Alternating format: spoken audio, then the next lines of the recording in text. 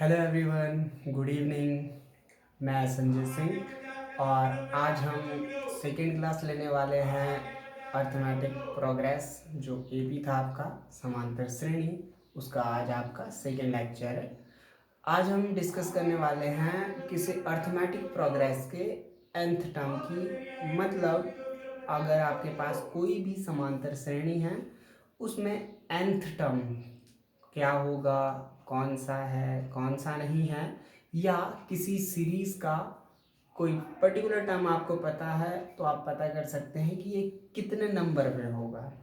ठीक है, सिंपल सा डिस्कस करते हैं। हम एक बात कर लेते हैं किसी पहले क्वेश्चन से। ठीक है, जनरली हम बात करने वाले हैं एक सिंपल एपी से। सिंपल एपी आपका ले लेते हैं, कोई एक जनरल एपी। देखो, हम जनरली एक एपी लेते हैं। फॉर एग्जांपल हमने एक एपी लिया, all the terms which are divisible by 2। ठीक है, and less than equal to 50। हमने 2 से डिविजिबल सारे टर्म्स ले लिए। ठीक है,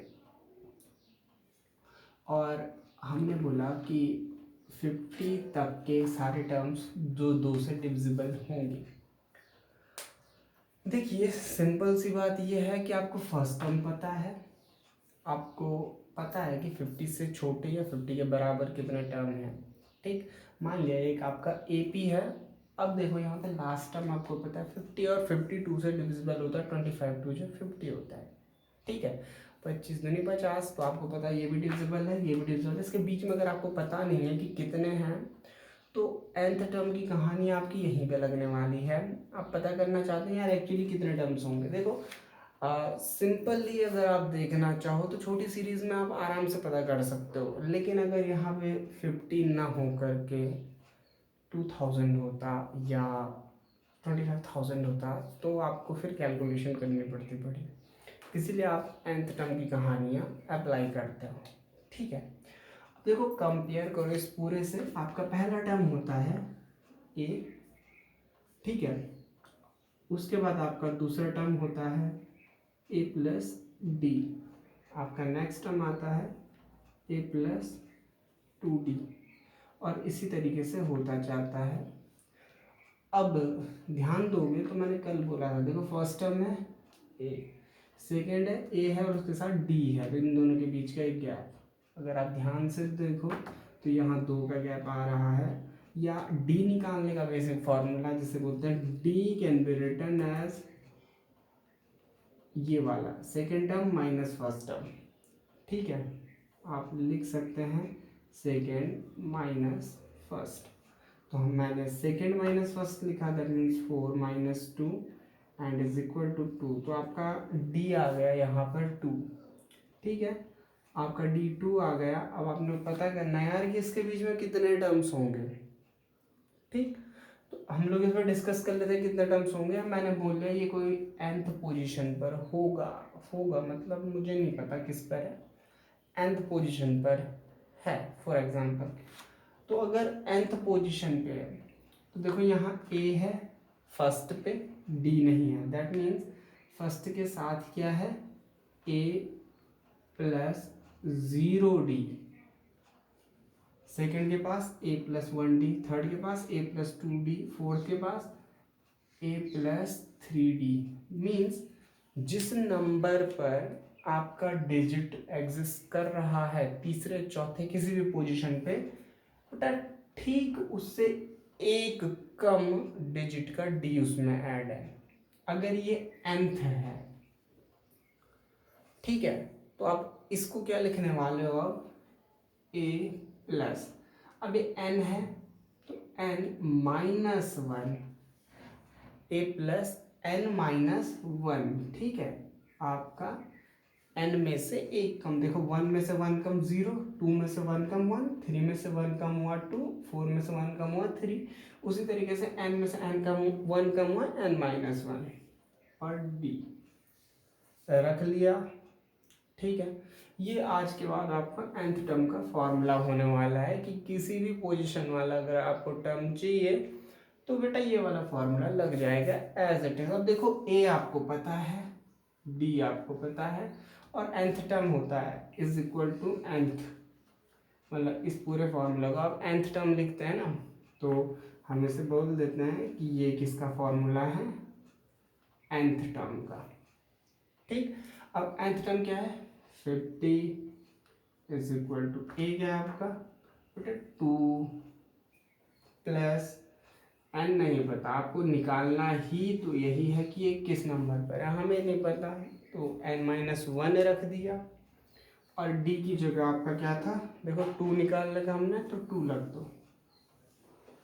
अब इसे सॉल्व कर लो सिंपली, देखो यहाँ प्लस माइनस में है, साइड चेंज कर लेंगे तो 50 ये इधर आके -2 is equal to and -1 into 2।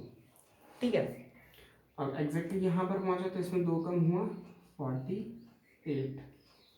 ठीक है, अब 48 is equal to n-1 into 2। अब देखो यहाँ पे मल्टीपल में आपको पता है, अगर आप मल्टीपल का साइड चेंज करोगे तो इट इज क्रॉस मल्टीप्लिकेशन के टर्म्स के अकॉर्डिंग नीचे आके डिनोमिनेटर में चला जाएगा, that 48 divided by 2 is equal to n-1 इतना हुआ, और आखिर में सॉरी आपका इससे ये कैंसिल हो जाएगा, 2 2 जा 4, 2 4 जा 8, then 24 is equal to n-1। n-1 की वैल्यू कितनी है 24, आपका n-1 एक्चुअली कितना है 24। ठीक है, आपका 24 आ गया और n-1 24 आया। ठीक, तो n-1 आपका 24 आया, तो n कितना होगा, देखो n में से एक कम आपको 24 है तो n कितना होगा, तो यहाँ पे कर लेते हैं, इसका साइड चेंज कर लो, देन 24 और ये माइनस है इधर आके प्लस हो जाएगा, +1 इज इक्वल टू n, तो 24 + 1 इज इक्वल टू n हो जाएगा। दैट मीन्स आपका n का वैल्यू कितना आ जाएगा, simply n is equal to 25। तो टोटल कितना टर्म हो गया बेटा आपके 25। ठीक है, समझ में आ गया, नहीं आया तो एक बार ज़रा से ध्यान से देख कर वीडियो को पॉज करके इस सवाल को नोट कर लो, फिर हम आपको एक और नया सवाल समझाते हैं इसी बेस पर। ठीक है, आप वीडियो पॉज करके इसे नोट कर लीजिए, मैं आपकी एक्सरसाइज का कोई अच्छा सा सवाल उठा के समझाता हूँ, उस पर फोकस करते हैं फिर।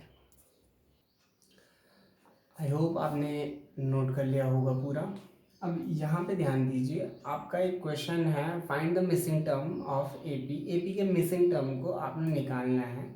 हमारे पास एक एपी दे रखी है जिसके आपके 5 टर्म है, 5 टर्म में से 3 गायब कर रखे हैं बीच के, और आपको लास्ट और फर्स्ट दे रखा है। ठीक है, थोड़ा सा समझने की कोशिश करते हैं कि हमारे पास क्या क्या कंडीशन है। हम इसे सीधा कंपेयर कर लेते हैं अपनी एपी से। देखो अपना एपी क्या होता है, ये ए होता है, ये ए प्लस डी होता है, ये नेक्स्ट वाला ए प्लस 2d होता है, और ये ए प्लस 3d होता है, और ए प्लस 4d हो जाएगा। ठीक है, ठीक उसके नीचे मैंने टर्म रख दिए हैं जिनके पास हमारे मिसिंग टर्म और गिवन टर्म है। ठीक है, कंपेयर किया, ए आपको 5 मिल गया, ए प्लस 4d आपको 6 मिल गया, तो लिख लो जो आपके पास मिला हुआ है, ए इज इक्वल टू -4। ठीक है, 4 नहीं -4 है, और आपका ए plus 4d means 5th term. ठीक, कितना है 6 है, गिवन है। सिंपल से ये वैल्यू और ये वैल्यू आपको पहले, इससे पहले भी हम एक लेक्चर में डिस्कस कर चुके थे, लीनियर इक्वेशन विद 2 वेरिएबल्स। ठीक है, उसमें सब्स्टिट्यूशन है, आपको पता है। यहाँ पे देखो d है, यहाँ पे a है, यहाँ पे d कुछ नहीं है, हम यहाँ से उठा के ये वैल्यू इसमें रख लेंगे, तो ये a की वैल्यू यहाँ पे रख लेते हैं। ठीक है, ये इक्वेशन फर्स्ट मान लो, इसे इक्वेशन सेकेंड मान लो। ठीक है, तो लिख दो फ्रॉम फर्स्ट एंड सेकेंड, तो यहाँ से उठा के ये वैल्यू सेकेंड में रख देंगे, तो ए की वैल्यू उठा के रखोगे -4 + 4d इज इक्वल टू 6। यार ये वाला नेगेटिव है ना, ये नंबर्स नहीं है, ये अल्फ़ाबेट है, ये डिजिट है, डिजिट को दूसरे साइड ले जाओ, देन 4d आपका क्या हो जाएगा नेक्स्ट स्टेप में 4d, और ये उधर जाके 6 + 4, then 4d can be written as 10 and d can be written as 10/4, ठीक है। 10/4 आएगा आपका, आप इसे कैंसिल करोगे देन 5/2 आपका आ जाएगा। समझ में आया? आपका d जो आएगा वो 5/2 आपका d एक्चुअली में आ जाएगा, ठीक है। 5/2 आपका d का वैल्यू आ जाएगा, मीन्स अब आप d निकाल चुके हो। अब आपको मिसिंग टर्म निकालने हैं। यार मिसिंग टर्म अब मुझे नहीं लगता कि कोई खास प्रॉब्लम होने वाली है, ठीक है। एक बार इसे थोड़ा कंसर्न कर लेते हैं। देखो हमने a रखा, a+4d रखा, ठीक है। अब आपको पता चल गया a+4d की कहानी ये है, तो आपका d आपको मिल गया, ठीक है। अब हमने सिर्फ निकालना ही है कि सेकंड, थर्ड और फोर्थ। तो देखो सेकंड को क्या रखेंगे, a+d, दैट मीन्स आप अप्लाई कर लो। a की जगह हम -4 रख लेंगे, प्लस d की जगह 5/2 रख लेंगे, और इसको सॉल्व करेंगे तो देखो एलसीएम लोगे, ठीक है। 4 2 = 8 और माइनस का 8 प्लस का 5, ठीक। तो कितना बचेगा, -3 -3/2, ठीक है। सिंपली सॉल्व कर लेना, मैथमेटिक्स है। वैसे भी आपको पता होगा कि फ्रैक्शंस को कैसे सॉल्व करते हैं, प्लस माइनस। यहाँ पर एक आ गया। दूसरा आपको निकालना है a+2d, देन a+2d। a की जगह फिर से -4 जो हमारा दिया है गिवन, और d हम निकाल चुके हैं 2 × 5/2, ठीक है। 2 से 2 कैंसिल हो गया, 4 नेगेटिव का और 5 पॉजिटिव का, तो ये 5 पॉजिटिव 4 नेगेटिव प्लस का 1 बच जाएगा। तो यहाँ पे आपका क्या आ जाएगा, इस जगह पे तो आपका कौन सा टर्म आ गया, हमने अभी कैलकुलेट किया -3/2, इसको अभी हमने कैलकुलेट किया, तो यहाँ पे क्या है आपका 1। और अब आपका नेक्स्ट टर्म आने वाला है a+3d। तो a+3d को कंसिडर करेंगे। आपका a आया था -4 और प्लस 3 × 5/2, और जब आप इसे सॉल्व करेंगे तो 4 2 = 8, 5 3 = 15, ठीक है। तो ये आ जाएगा आपका 5 3 = 15, 4 2 = 8, अप्रॉक्सीमेटली आपका 15 - 8 17, ठीक है। 7/2 प्लस का, तो आपका यहाँ अगला डिजिट क्या आने वाला है 7/2, ठीक। दैट मीन्स हम इस तरीके से हम पता कर सकते हैं कि यार किसी भी एपी के मिसिंग टर्म्स क्या हैं। यहाँ हमने 3 मिसिंग टर्म्स निकाल दिए थे, ठीक। ये आपकी एपी का सेकेंड एक्सरसाइज का थर्ड क्वेश्चन का लास्ट क्वेश्चन है, तो आप इसे आराम से सॉल्व कर सकते हैं, ठीक है। आई होप आपको समझ में आ गया होगा, ठीक। चलो फिर एक और क्वेश्चन देते हैं आपको, आप ट्राई करना। और हमने लास्ट लेक्चर में कुछ क्वेश्चन दिए थे, उनमें से एक क्वेश्चन मैं आपको करवा देता हूँ अभी। फिलहाल आप वीडियो पॉज करके से नोट कर लो, ठीक है। देखिए ये पहला वाला जो ऊपर क्वेश्चन है, जिसमें 2 मिसिंग टर्म दे रखे हैं आपको, सेकंड और फोर्थ टर्म दे रखे हैं एपी के। तो ये तो बेटा आप लोग लगाएंगे इन दोनों क्वेश्चंस को, आप लोग इन दोनों मिसिंग टर्म्स को आप लोग निकाल लोगे, first term and third term, ठीक है। वैसे ही जैसा अभी तक निकाल रहे थे। और ये वाला क्वेश्चन आपको लास्ट टाइम का दिया हुआ था कि पता करना ये एपी है या नहीं है, ठीक।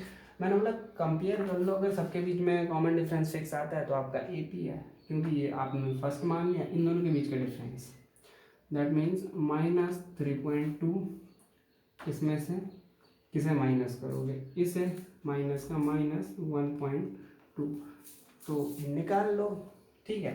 अब आप निकालोगे माइनस माइनस का प्लस हो जाएगा, ठीक है।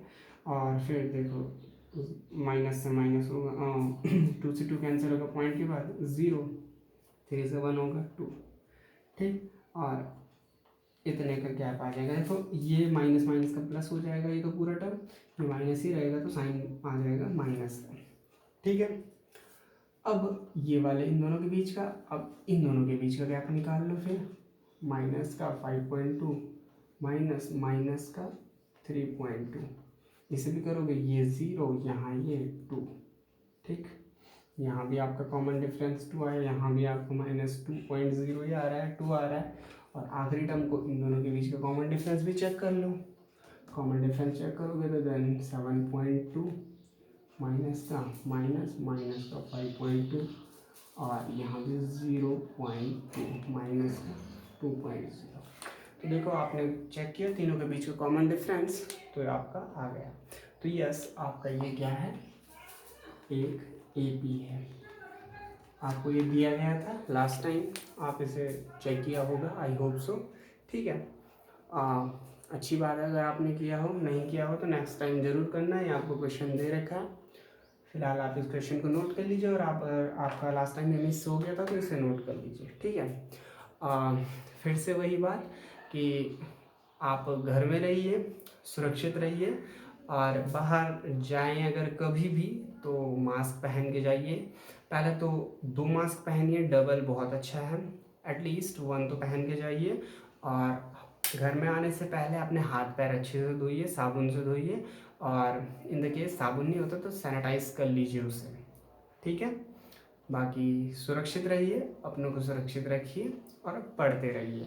मिलेंगे आपसे नेक्स्ट लेक्चर में, तब तक के लिए बाय।